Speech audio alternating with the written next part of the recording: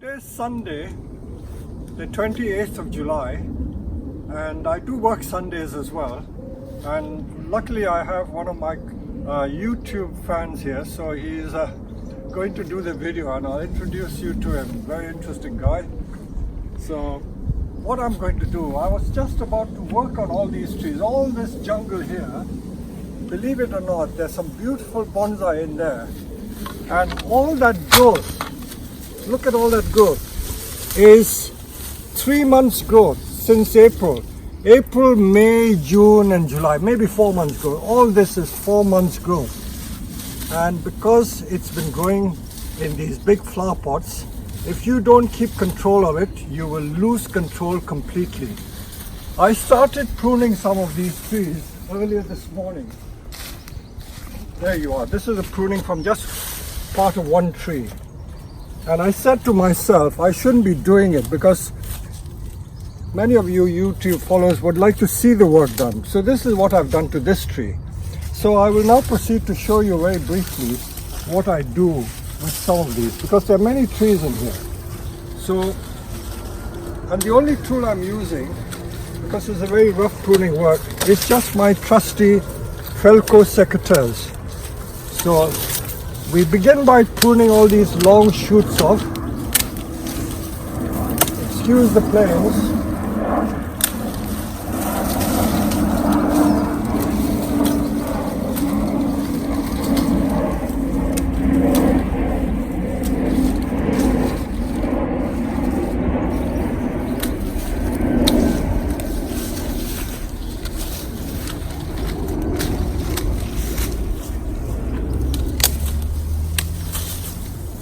If I can just explain something about the field maple.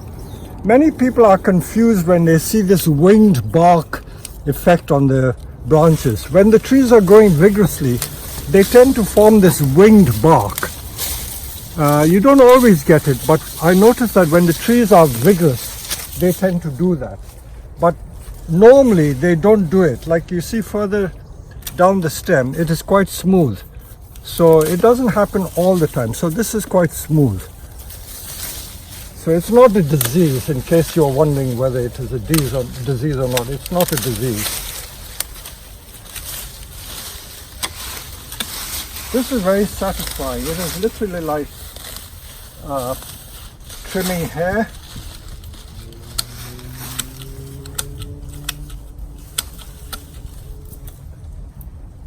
All that growth. 3 or 4 months growth.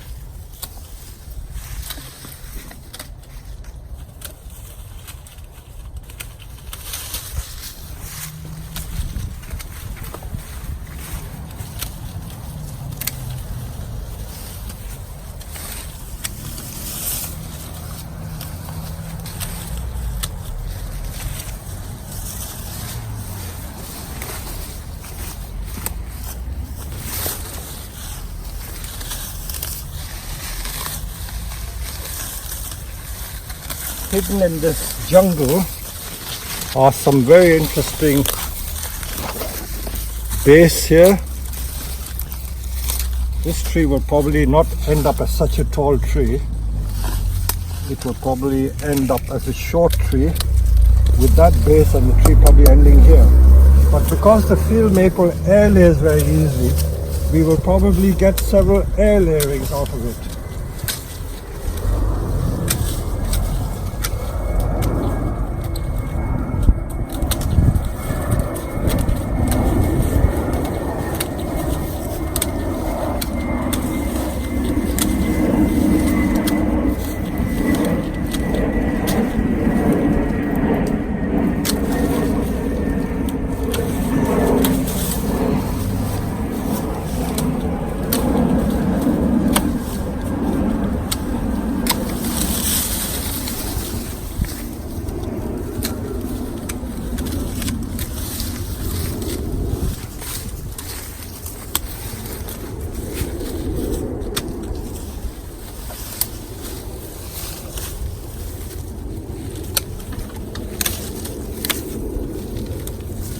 This is a multi-headed tree, but I won't be in a rush to choose the leader at this stage, because I have all the time in the world, probably it'll end up as a layering, air layering from here.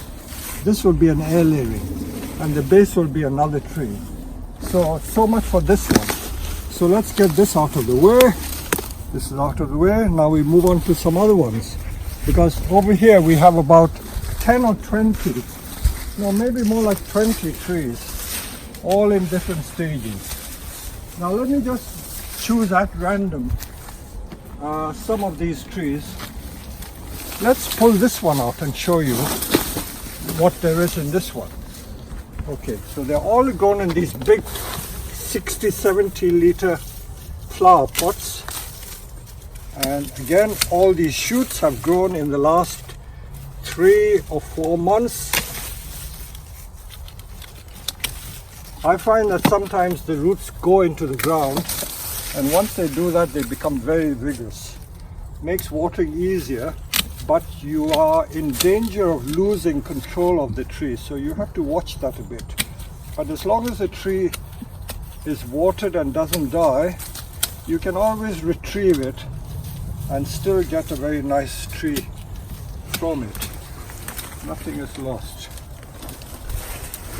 These bottom branches are what we call the sacrificial branches. I'm in no rush to take it off, because the longer I keep them, the thicker the base will become. So these I will probably keep. If I can show you the tree from here, you can see the shape of the tree. Probably I'll cut it off for now, just to give you a better visual impression of the tree.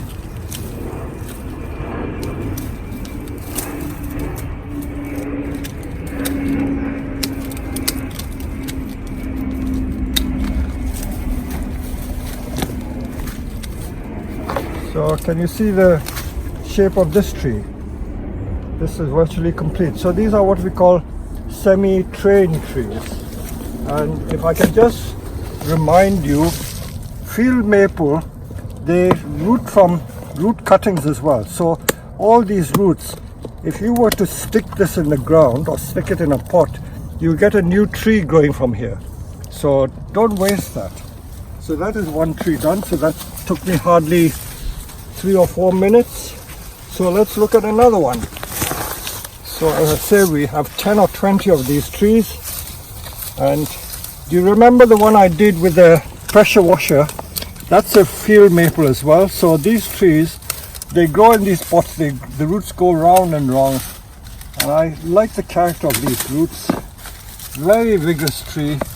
Very satisfying tree to grow. So it's called Acer campestri, or the English field maple is our common name.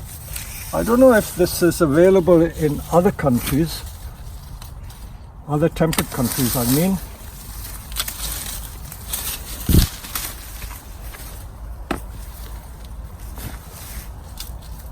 Many of these trees, we don't do the final styling because they are sold as semi-trained trees. And people buy them so that they can add their stamp and their character on the tree. So what I've done is only semi-train them. So we call them semi-trained trees. So people come on our workshops, buy these trees or take them home, and then they complete the process themselves. But I've done all the donkey work. So about 25 or 30 years work of growing them in the field and then growing them in the pots and giving a prune twice a year. What I'm doing now is done twice a year. So this tree has got this potential. That could be the leader if you wish, or it can come back on itself. So it's got lots of possibilities. You could air layer that bit, and the base is very nice. Right, today is Sunday and I have one of my volunteers, and Josh, he's a tree surgeon. He's a tree surgeon in his vanilla job, but he's a keen bonsai fan and he's a keen watcher of our YouTube videos, and he loves to learn. He stays around with me to learn a few things. So he's going to have a free hand in tidying up this tree and exploring the possibilities of this one. So I'm not going to tell him what to do. He's going to do as he wishes. And this is an interesting tree because it's got a beautiful, beautiful base there. One of these days we'll put it in a bonsai pot. And it's been chopped back, I think, about 10 years ago. So this tree has been training at Herons for the last 30 years. It's no more than 60 centimeter tall.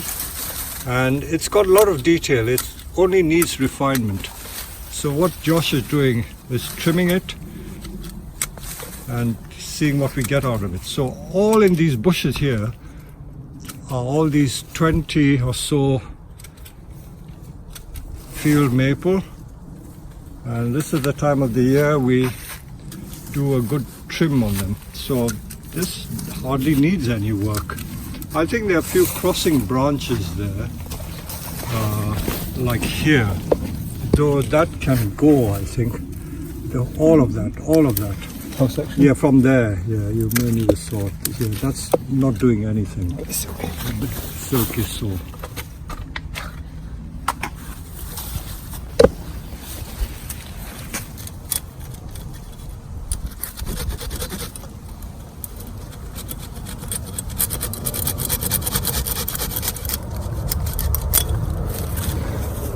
See, now we opened it up, we can see even more of the beautiful trunk. So this is clearly the front. I think that we don't need, that we can get rid of, isn't it? That's not doing anything. This one here. So that we can get rid of. Do you think it can come out of the pot? Will it shake out? We can probably show the base better.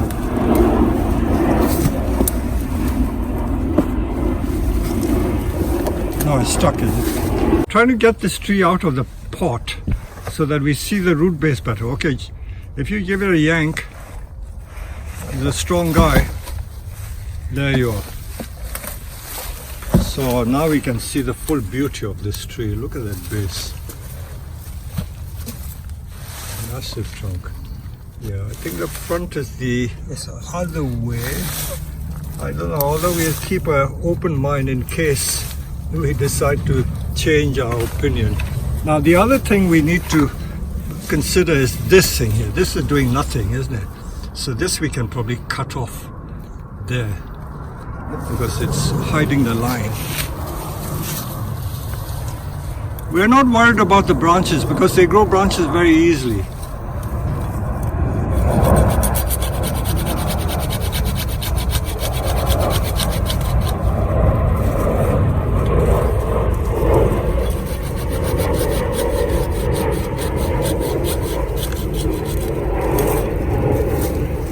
I never like to seal the cuts on deciduous trees because if you don't seal it, the wood rots naturally and it forms these beautiful natural hollows.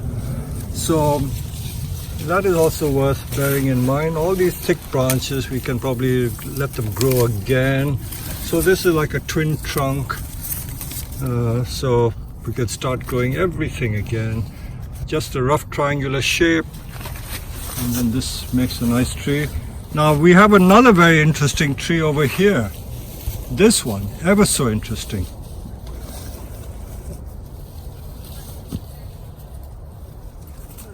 Of our field maple. So this one is already shaped. Now because the roots didn't grow into the ground, it didn't produce these long 3 and 4 foot long shoots. So the shoots are like in a bonsai pot, because this is in a growing tray. I like to use these trays, by the way, because it provides a lot of air into the roots.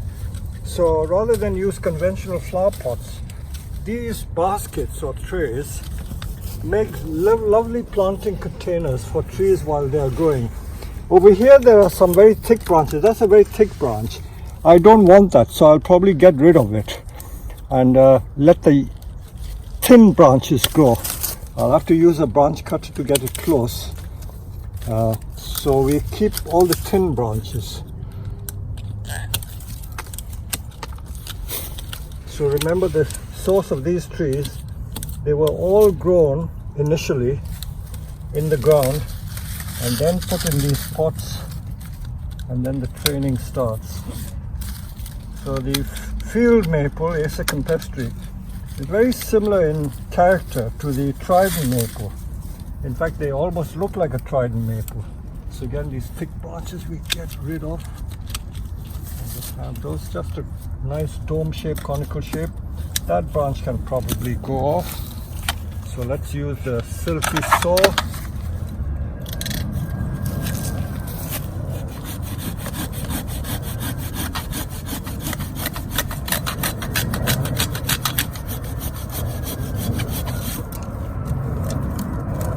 And if you don't like that bulge, you can always cut it off, but I won't take the option now. In fact, this tree has several possibilities, and it can be grown with this as the front as well. I think. So it's quite nice from this side too. So there's so many possibilities. As I say, these are sold to customers as semi-trained trees, so they can change the style as they wish. So the main thing is developing this trunk, lovely trunk, and with a lovely trunk line, and then you can do what you wish to it. Now we'll move on to another one, which is even more interesting. If we come here, let's get rid of some of these maple branches. Look at this tree. There's a wild cotoneaster seedling growing in here. And this tree, look at it, it's bursting its pot. Absolutely bursting its pot. Another field maple. So the vigorous ones have that corky bark, and some of them don't have the corky bark. So I said that cork bark phenomenon comes, I think, when it grows vigorously. It's quite an interesting base. This tree I have had for many years, but whoever buys it will have to take lots of difficult decisions. This tree, you could make this the leader here and get rid of all those, or you can make that the leader and get rid of these. So there are so many endless possibilities for this tree. But the main thing is that the trunk is the important thing. The thinner branches will grow very easily, so I'm not bothered about that. So these are semi-trained trees, just to show you the choices for this tree. So either make a short tree with this, the leader, and get rid of that one and that one, or whoever buys it can use that as the leader and get rid of this. So there are endless choices and possibilities. I think this is a possible front, but again, never have a fixed idea in your head, because what you think is a nice front may not be everyone's choice. Now this is quite interesting from this side too, don't you think, Josh? This is quite nice from this side. Yeah. So if you look at it from this side, it's got enormous character. So that can be the leader there. I think these thick branches will have to go. So we'll cut this thick one off, cut this one off. I'll probably cut that one off in case it makes it swell too much. So I will now ask my trusted companion to do a few cuts with the silky saw. So we are still trimming it for the basic shape. So I think this is a better front. What do you think? Yeah. Yeah. They're better than the other side. The root flare is nice. Yeah, root flare is nicer, isn't it? So we use this as the front. So we said we are going to, I think I can keep that branch. Maybe keep this branch but cut it from there. Cut this off. Okay, right.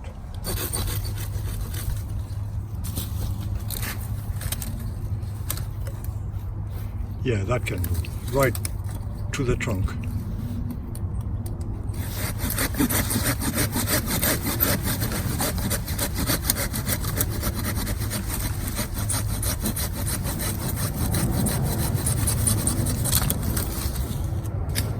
And this one which is growing upwards, we can cut it off from there and keep that branch.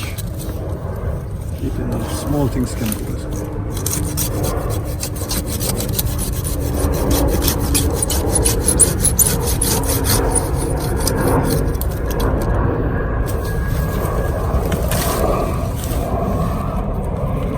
Now this seems to be, that one, if you point to it, is like a sacrificial branch.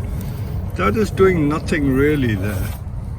Because if we keep that one, we can keep this one. But this helps to thicken the trunk. I think this one can be cut there. We don't need that. And then these two thick ones we can cut as well. So we're just creating taper. This is an exercise in creating nice taper.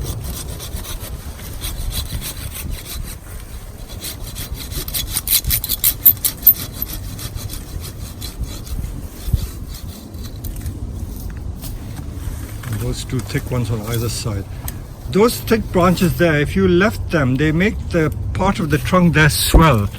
So we don't want to encourage that. As close to the trunk as possible. Yeah, good.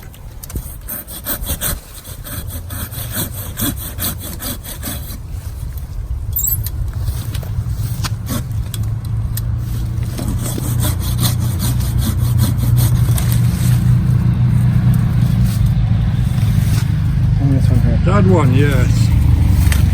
You think it's a shame to cut it, but I think we have to do it, otherwise the beauty of the trunk is lost. Now we see this beautiful taper right through the tree. Okay, now we've taken all the decisions. What we have to do now is cut the one at the back. You see the taper, beautiful. See, between the two there, this one and that one, which one do we take? I think if we're using this as the front, we have to use this, isn't it? This one. Yeah, we have to use this. So we cut that off and keep this as the new leader here. Yeah. Cut that back one. So this is going to go this way. So that and that. Using this one here as well, yeah? A whole lot. Clean to the trunk.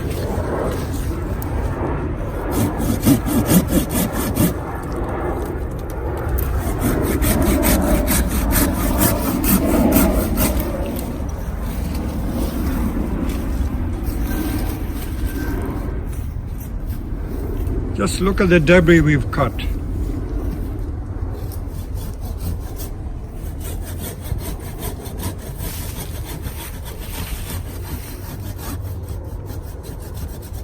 Look at that beautiful taper, like a trident maple. Even better than a trident maple.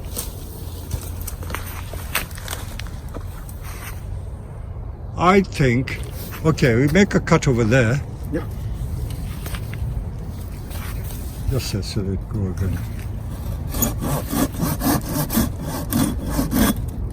And now that we've done all that, I'm afraid that if we left this branch there, that may swell this part and spoil the taper. So that goes off clean over there.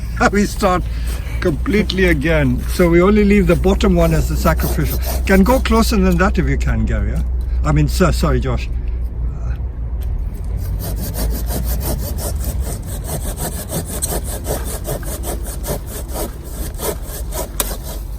So we are going for perfection.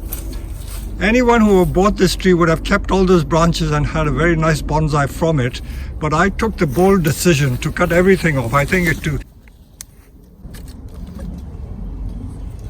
So we're cutting back to the main trunk and stump. So we've gone for perfection. We've got beautiful taper, constant cutting to get taper, lovely taper on this tree. And we're going to grow it again. And I bet you anything, in a year's time you won't recognize the tree. All the new shoots will have grown and we can choose what we keep and what we don't need. And this will become a very nice tree. So the base of the tree is at least the central portion about 30 centimeter and at the extremes about 45 centimeter easily. And the tree is about 70 to 80 centimeter tall. And there we have typical field maple that we grow on the nursery. So that's all the amount we've cut off. If you hold that up, all that has been cut off, and more. All that has been cut off from the tree. So as we say, don't be afraid to cut. So in this instance, we are going for perfection. We are cutting back to give you the beautiful taper, and then by next year I will show this tree again and it will have all new branches. There you go. So this is an exercise in what we do with our field maples.